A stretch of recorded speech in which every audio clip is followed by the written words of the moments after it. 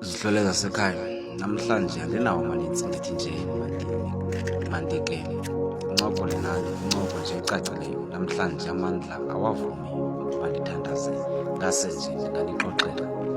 Niyayiqonda ukuba lithamsanqa ukuba nesipho sikamoya. Uyazi nomntu okufuphi okanye ozalwa nomntu onesipho ndiye ndimbone njengomntu onethamsanqa naye. Ndisenokuba lihlwempu nje ngokwenyama, kodwa ngokomoya ndisesona sinanga sakwabantu. Niyayiqonda, ndiyakholelwa kuni, yiyo loo nto niyibona ndihlala ndinethemba lokuba izinto ziyawuze zilunge. Ngesipho ndiyabulela kwaye ndiyasamkela, ndicela indlela niyikhokele.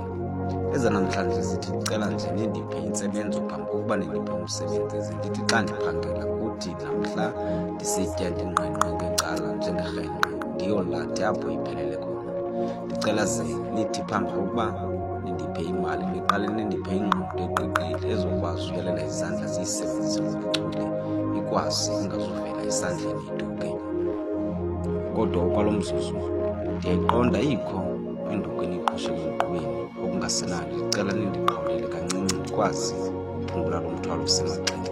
Niyandazi intloko iqinile iqwakaza imila, ndikwazi ukubisa umnqonqo ndikhongozela ndicele komnye umntu.